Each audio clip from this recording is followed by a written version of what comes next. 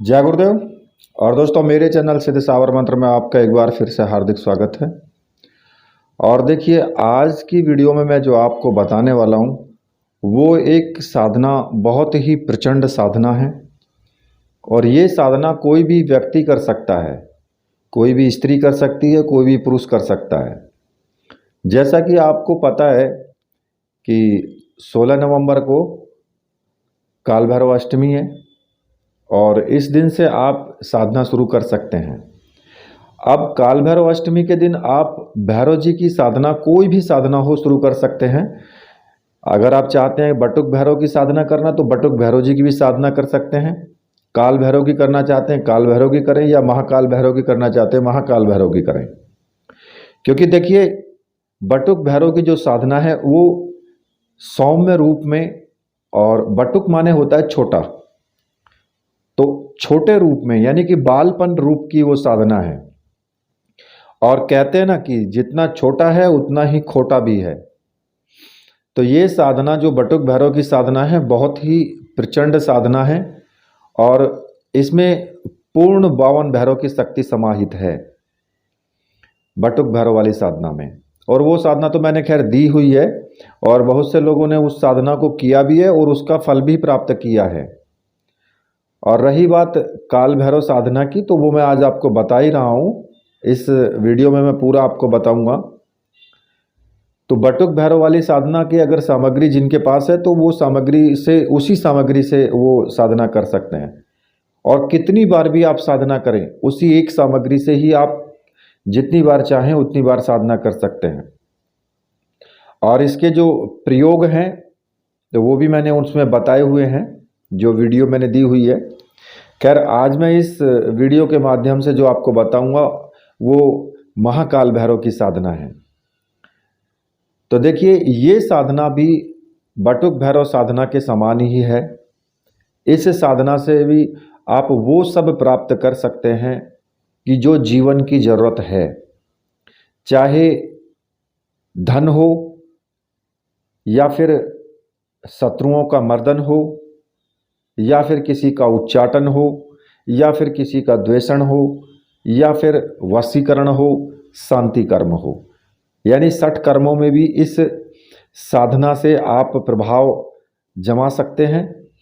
और बटुक भैरव वाली साधना से भी 60 कर्मों में प्रयुक्त तो होता ही है। वो भी आपके ऊपर डिपेंड करता है कि आप क्या करना चाहते हैं। संकल्प लीजिए और मंत्रोच्चारण कर दीजिए, आपका काम हो जाएगा। बस इतना प्रयोग होता है। अब संकल्प में आपको क्या लेना है वो आपके ऊपर डिपेंड करता है। तो देखिए, वैसे ही बटुक भैरव साधना के भी प्रयोग हैं और वैसे ही इस साधना के भी प्रयोग हैं। चाहे आप किसी भी प्रकार से आप करना चाहें, चाहे आप चाहें कि मुझे शत्रु को कोई दंड देना है, तो भी इन दोनों साधनाओं के द्वारा आप शत्रु को भी दंड दे सकते हैं। आप चाहते हैं कि किसी को मुझे अच्छा करना है, किसी के ऊपर तंत्र प्रयोग किया गया है या मेरे ऊपर तंत्र प्रयोग किया गया है, तो वहाँ भी आप संकल्प ले करके और इस साधना से, इस मंत्र के द्वारा उसका हल कर सकते हैं। बशर्ते मंत्र का प्रभाव वो आपके ऊपर डिपेंड करता है कि आपने कितना मंत्र को सिद्ध किया है, कितना शक्तिशाली आपका मंत्र हो चुका है। यानी जितना आपने ज़्यादा मंत्र जाप किया है उतना ही मंत्र प्रभावशाली और तीव्रतम होगा। ठीक है। तो देखिए, ये जो काल भैरव की साधना है, ये साधना भी शीघ्र फल देने वाली होती है। यहाँ तक कि कलयुग में भैरव जी की साधना, हनुमान जी की साधना और माता काली की साधना, ये किसी भी और अन्य साधनाओं से शीघ्र फलदायी होती हैं। शीघ्रता के साथ ये आपको फल प्राप्त होता है इन साधनाओं से। और काल भैरव के भक्त अपनी अपनी श्रद्धा के अनुसार उनकी पूजा उपासना करते हैं। उनको पूजा करने के लिए किस प्रकार से उनकी पूजा करते हैं ये भी मैं आपको थोड़ा सा बता देता हूँ। ठीक है। देखिए, काल भैरव की उपासना रविवार का दिन जो है वो अत्यंत शुभ माना गया है। इसके अतिरिक्त उनकी उपासना शनिवार से भी की जा सकती है या फिर मंगलवार से भी की जा सकती है।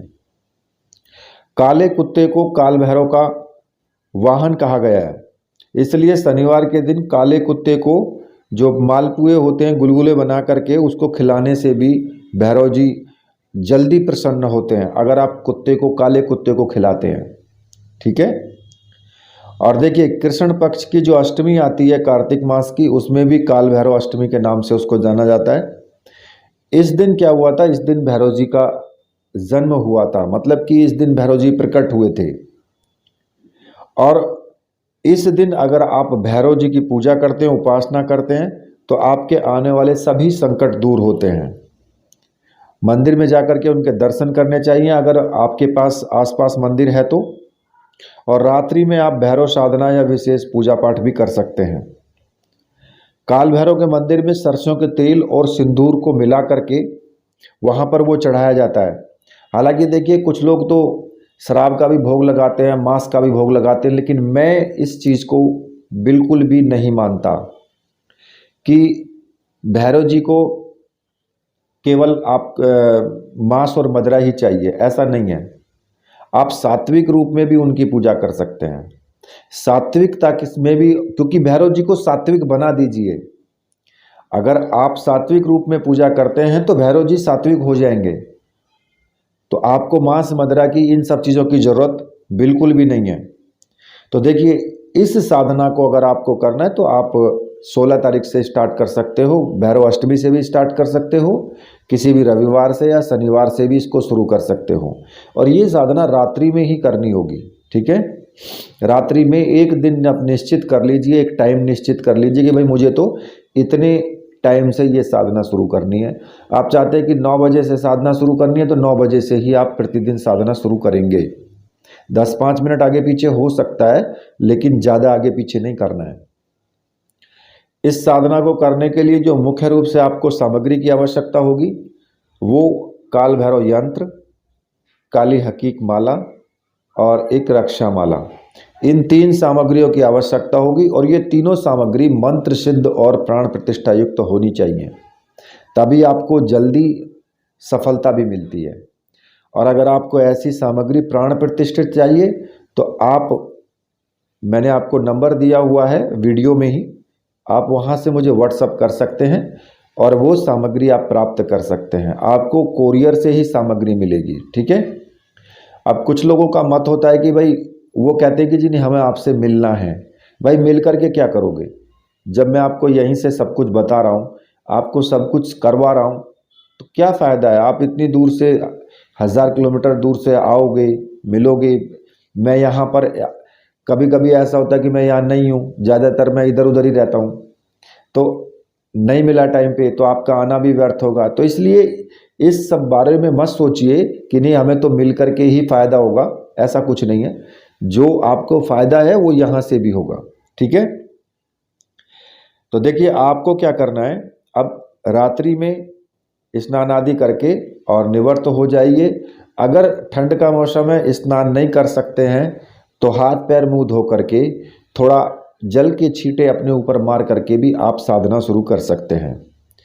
पूरब दिशा की तरफ आपको मुख करके बैठ जाएं या ईशान दिशा की तरफ मुख करके, यानी पूरब और उत्तर दिशा के बीच की जो दिशा है उस तरफ आप बैठ सकते हैं मुँह करके। आपका मुख उधर होना चाहिए और सामने एक चौकी लगा लें, उस चौकी पर लाल रंग का कपड़ा बिछा लें। ठीक है। लाल रंग का कपड़ा बिछा लें, लाल रंग के ही आप कपड़े अगर पहने, धोती वगैरह, तो अच्छा रहेगा। और अगर स्त्री हैं तो लाल साड़ी पहने। ठीक है। और एक सरसों के तेल का आपको दीपक जला लेना है। लाल आपका आसन होना चाहिए। ठीक है। अब आपको क्या करना है कि इसके अलावा जो आपका लाल रंग के पुष्प, सिंदूर और चावल, सुगंधित धूपबत्ती अगरबत्ती जो भी आपके पास है वो जला दें। इसके अलावा ये सामग्री अपने पास जरूर रखें। और भोग के लिए आप कोई भी सामग्री रख सकते हैं, उनके लिए मिष्ठान भी रख सकते हैं, पापड़ रख सकते हैं, दूध रख सकते हैं, कच्चा दूध मीठा मिला करके भोग के लिए। और जो जैसे कि मालपुए हो गए, इनके लिए आप कोई भी सामग्री आप रख सकते हैं जो भोग के लिए आप, जैसे कि हलवा पूरी हो गई, ये भी आप रख सकते हैं। ठीक है। तो अब सबसे पहले आपको क्या करना है, सबसे पहले आपको दोनों हाथ जोड़ करके अपने जो गुरुद हैं, अपने गुरु, उनका आपको ध्यान करना है। गुरु की तस्वीर सामने होनी चाहिए, ठीक है। चाहे आपके गुरु भगवान शिव हैं, चाहे आपके गुरु कोई देहधारी गुरु हैं, या डॉक्टर नारायण दत्त श्रीमाली जी हैं, या फिर आपने जिनको भी गुरु माना है, जिन्होंने आपको गुरु मंत्र दिया है, उनकी आपकी तस्वीर होनी चाहिए सामने। दोनों हाथ जोड़ करके गुरु जी से प्रार्थना करेंगे।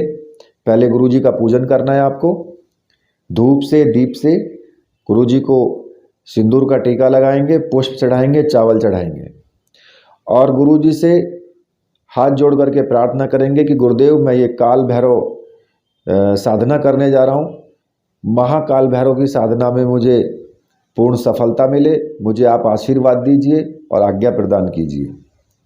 और मन ही मन आज्ञा लेकर के आगे कदम बढ़ाएं फिर, ठीक है। अब अगला जो आपका कदम होगा वो होगा भगवान शिव का।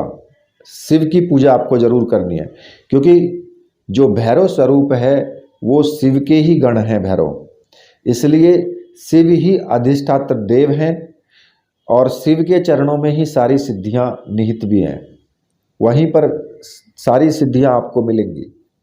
तो आपको क्या करना है, भगवान शिव का पूजन करना है, ठीक है। और जिन्होंने गुरु माना है भगवान शिव को, तो फिर वो उसी हिसाब से, अपने गुरु के हिसाब से ही आपको मानना है और पूजन भी करना है।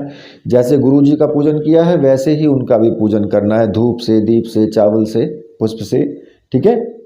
और ओम नमः शिवाय मंत्र का एक माला का जाप आपको जरूर करना है, और ये सब रुद्राक्ष की माला से कर सकते हो, ठीक है। अगर आपने डॉक्टर नारायण दत्त श्रीमाली जी को गुरु माना है तो फिर आप उनका ही मंत्र जाप करेंगे, उनका ही पूजन करेंगे, उनका ही फोटो होना चाहिए, और गुरु चादर अपने मतलब आपको ओढ़ करके तब आपको बैठना है, ठीक है। और गुरु मंत्र जो है, ओम परम तत्वाय नारायणाय गुरुभ्यो नमः, इस मंत्र का आपको एक माला, दो माला, जो भी आपकी इच्छा हो उसका जाप करें और गुरु जी से आज्ञा जरूर लें, मन ही मन, ठीक है। तो देखिए, अब उसके बाद आपको क्या करना है, या तो आपके पास में भैरव जी का चित्र होना चाहिए, बटुक भैरव का चित्र आप रख सकते हो, ठीक है, कोई दिक्कत नहीं है। बटुक भैरव जी का भी चित्र रख करके पूजन कर सकते हो। और जो रक्षामाला आपको दी गई है, उस रक्षामाला को अपने गले में धारण कर लें, क्योंकि मंत्र जाप करते टाइम वो रक्षामाला आपके गले में रहनी चाहिए।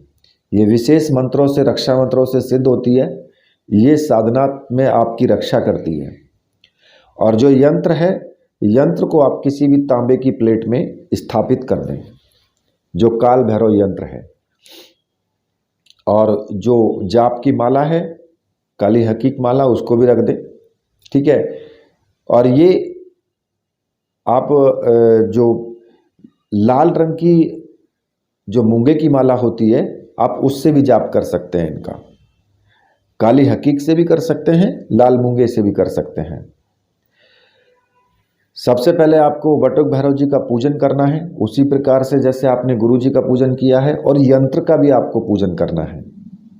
यंत्र के ऊपर आप धूप दीप दिखाएं, चावल चढ़ाएं, पुष्प चढ़ाएं, और भोग वहीं पर रख दें आप यंत्र के पास में ही। और जो भोग है वो भैरव जी को समर्पित करें। और ये साधना पूरे मनोभाव से करनी है आपको। ऐसा नहीं कि मन आपका कहीं दूसरी जगह है, साधना आप यहाँ कर रहे हो, पूरे मन से, भाव से साधना करनी है, ठीक है। अब इसके बाद आपको क्या करना है, आप दाहिने हाथ में जल ले लें और जल लेकर के संकल्प करें कि अपना नाम बोलें, अपने पिता का नाम, अपना गोत्र, कि मैं महाकाल भैरव की साधना इस कार्य के लिए कर रहा हूं। जो भी आपका कार्य है वो कार्य बोल सकते हैं। चाहे आप उनकी कृपा प्राप्ति के लिए कर रहे हैं तो कृपा प्राप्ति के लिए बोलें, मंत्र सिद्धि के लिए कर रहे हैं तो मंत्र सिद्धि के लिए बोलें, या कोई और दूसरा आपका काम है तो उस कार्य को बोलें। और वो बोल करके आप जमीन पर जल को छोड़ दें। अब इसके बाद आपको थोड़े से चावल लेने हैं, उल्टे हाथ में चावल रखें और सीधे हाथ से सभी दिशाओं में फेंकते हुए रक्षा मंत्र बोलें। ओम सर्पंतु ये भूता है भूमि संसिता, ये भूता है विघ्न कर्तास्ते नश्यंतु शिवाज्ञा, अब कर्माणांतु भूतानि पिशाच सर्वतो दिशम, सर्वेषां विरोधेन पूजा कर्म समारंभे। इस मंत्र से बोल करके सभी दिशाओं में आप चावल फेंक दें। इससे क्या होगा कि जो भी नेगेटिव ऊर्जा है, क्योंकि मंत्र साधना के बीच में अगर कोई भूत प्रेत पिशाच आपकी साधना में आकर के आपको विघ्न पैदा करता है तो वो नहीं आएगा, क्योंकि शिव की आज्ञा लगा दी गई है। अगर वो आता है तो वो शिव की आज्ञा का उल्लंघन करता है, और सारे भूत प्रेत पिशाच जितनी भी नेगेटिव ऊर्जाएं हैं सब शिव के अधीन है, सब उनके गण हैं, तो इसलिए उनकी आज्ञा का उल्लंघन कोई नहीं कर सकता है। तो आपकी साधना में कोई भी किसी प्रकार की कोई प्रॉब्लम नहीं होगी। ठीक है, अब आपको क्या करना है, अब आपको मंत्र जाप शुरू कर देना है। जो काले हकीक की माला है उस माला से आपको मंत्र जाप शुरू करना है, और मंत्र इस प्रकार से है, ओम हम शम नम गम कम सम खम महाकाल भैरवाय नमः। इस मंत्र का आपको जाप करना है, और ये आप अपनी इच्छा के अनुसार जाप करेंगे। आप चाहते हैं कि मैं 5 ही माला कर सकता हूं तो 5 माला करें। आप चाहते हैं कि मुझे और भी अच्छी सिद्धि प्राप्त करनी है तो 11 माला करें। आप चाहते हैं कि मुझे और भी इससे ज़्यादा अधिक सिद्धि प्राप्त करनी है तो फिर 21 माला करें, 51 माला करें, 101 माला करें। आप अपनी जो आपकी बैठने की क्षमता है, जितना आप ध्यान लगा करके बैठ सकते हैं कि भाई हाँ, मैं बैठने से मेरे कमर ना दुखे, पैर ना दुखें, आराम से बैठ सकें, क्योंकि आराम से जब तुम बैठोगे तभी आपका ध्यान एकाग्र होगा। अगर आपकी कमर में दर्द हुआ, आपके पैर दुखने लगे, तो आपका सारा ध्यान वहाँ चला जाएगा, एकाग्रता नहीं आ पाएगी, क्योंकि आपको अभ्यास नहीं है पूरा बैठने का। अब अगर अभ्यास नहीं है तो उसी हिसाब से आप साधना करें, 11 माला करें, 21 माला करें या 5 माला करें। ठीक है, वो आपके ऊपर डिपेंड करता है। और पूरी साधना 41 दिन तक आपको लगातार करनी है। ये साधना 41 दिन तक लगातार करनी है, और जितना भी आप जाप करेंगे, ठीक है, उसका दशांश आपको हवन जरूर करना है। मान लिया कि आपने 41 दिन में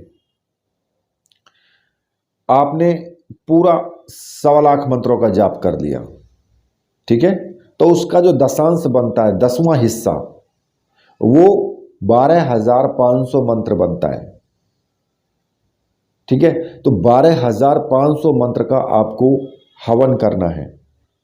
ठीक, और हवन में आप वही ले सकते हैं जो हवन सामग्री होती है, वही आपको बाजार में मिल जाती है।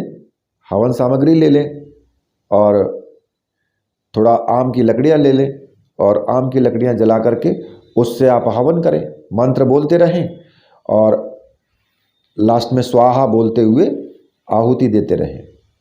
तो इस प्रकार से आपको 12,500 मंत्रों से हवन करना है। अगर मान लिया आपने कम संख्या में जाप किया है तो फिर उसका 10वां हिस्सा निकाल लें कि भाई इसका 10वां हिस्सा इतना बनता है। मान लिया कि आपने 50,000 मंत्रों का जाप किया तो फिर 5,000 मंत्रों से आप हवन करेंगे, क्योंकि 10वां हिस्सा 5,000 बनता है।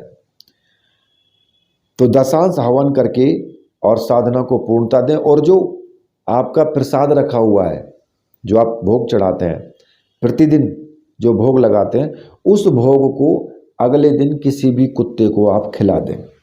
ठीक है, डेली आप भोग को आप किसी भी कुत्ते को खिलाते रहें। तो देखिए, ये जो साधना है, ये साधना सभी प्रकार की पीड़ा, बाधाएं, नकारात्मक शक्तियां सब दूर होने लगती हैं आपसे। अगर आपके घर में कोई नकारात्मक शक्ति भी है तो वो भी हटने लगेगी। सांसारिक इस साधना को जो व्यक्ति करेगा, सांसारिक दुखों से भी उसको छुटकारा मिलेगा। ठीक है, ये साधना बहुत महत्वपूर्ण साधना है जो मैंने आज आपको बताई है। और इस साधना को करते टाइम अगर आपके सामने कोई विघ्न आते हैं या कुछ अनुभव आते हैं तो उन अनुभवों को गुप्त रखें। साधना एकांत रूम में करें या अपने पूजा घर में भी आप कर सकते हैं। अपने घर पर ही करें, कोई दिक्कत नहीं है इस साधना में। ठीक है, और जो साधना में अनुभव होंगे उनको किसी को भी नहीं बताना है जब तक आपकी साधना पूर्ण ना हो जाए। और अगर आपको लगता है कि भाई मैंने एक पुनरावृत्ति इस साधना की कर ली, अगर आप चाहते हैं कि मैं दूसरी बार साधना करूंगा और इसी सामग्री से फिर आप दूसरी बार भी साधना कर सकते हैं। इसी सामग्री पे आप चाहें तो कितनी बार भी साधना कर सकते हैं। जब भी आपको जरूरत पड़े तभी आप अपने कार्य के लिए साधना करें। ठीक है, तो देखिए इसी के साथ अब मैं वीडियो को यहीं पर समाप्त करता हूं। और हाँ, आपको ब्रह्मचर्य व्रत का पालन 41 दिन तक ही रखना है। अब इसमें एक समस्या आती है कि स्त्रियां कहेंगी कि भाई हमें तो पीरियड की समस्या आती है, 41 दिन वो साधना कैसे करेंगी, या फिर किसी को स्वपन दोष हो जाता है तो वो कैसे करेंगे। तो इसमें एक विधान है कि जैसे कि मान लिया आपको स्वपन दोष हो गया तो आप साधना बंद नहीं करेंगे, बिल्कुल भी साधना बंद नहीं करेंगे, क्योंकि जब आप किसी भी भैरव मंत्र का जाप करते हैं तो भैरव के साथ में योगिनी होती है और योगिनी आपकी साधना को भंग करने का प्रयत्न करती है। वो आती है और किसी भी रूप में आकर के आपकी साधना को भंग करना चाहती है। तो इसलिए सावधान रहे इस चीज़ से। अच्छा, दूसरी बात, ब्रह्मचर्य व्रत का पालन मन से और तन से दोनों से करना है। कभी किसी का दिल ना दुखे आपके किसी कार्य करने से, ऐसा सोच करके आपको जीवन में 41 दिन तक, पूरे 41 दिन तक आपको निभाना है कि किसी व्यक्ति का आपके किसी कार्य करने से कभी दिल ना दुखे, अपशब्द ना बोले किसी को भी। क्योंकि अगर आपने मन से अगर किसी चित्र को देख करके या फिर किसी भी स्त्री को देख करके उसके प्रति आपका भाव गलत आया तो आपका मानसिक रूप से ब्रह्मचर्य व्रत खंडित हो जाता है। अब अगर ऐसा हुआ तो योगिनी को मौका मिल जाता है और वो तुरंत आपके ऊपर उसी हिसाब से हमला बोलेगी कि आपकी साधना खंडित हो जाए। आपको स्वप्न में दिखा करके देख करके वो स्वप्न दोष करा देगी। ठीक है, ये तो हुआ पुरुषों के लिए। अब बात आती है स्त्रियों के लिए कि उनको पीरियड की समस्या आती है। मान लिया कि किसी को साधना करते टाइम बीच में पीरियड आ गए तो आप क्या करेंगे कि अगर मान लिया आपने 15 दिन की साधना कर ली और आपके पीरियड समस्या आ गई तो आप साधना को बंद कर देंगे। जब आप पूर्ण रूप से ठीक हो जाएं तब आप साधना वहीं से शुरू करेंगे जहां से छोड़ी है। तो आपका जैसे 15 दिन पहले हो गए तो आपका 16वां दिन काउंट होगा, यानी आपकी साधना खंडित नहीं होगी। अगला दिन जब आप ठीक होने के बाद जब साधना शुरू करोगे तो वो 16वां दिन ही आपका लगेगा। ये स्त्रियों के लिए छूट होती है, गॉड गिफ्ट होता है, वरदान है ये। क्योंकि वो फिर साधनाएं कैसे कर सकती हैं, वो तो नहीं कर सकती फिर साधना 41 दिन की। लेकिन प्रभु ने सबके लिए बराबर हिसाब दिया है, सबके लिए व्यवस्था दी है। ठीक है, तो इस प्रकार से आप इस साधना को करें। अब अगर और भी कोई समस्या रह गई हो तो जब आप साधना करेंगे तो फिर आप मुझसे कांटेक्ट कर सकते हैं, पूछ सकते हैं। ठीक है, इसी के साथ मैं वीडियो को यहीं पर समाप्त करता हूं। तो मेरे साथ बोलिए बोलिए वीर बजरंगबली हनुमान जी महाराज की जय। बोलिए मेरे परमहंस गुरुदेव की जय।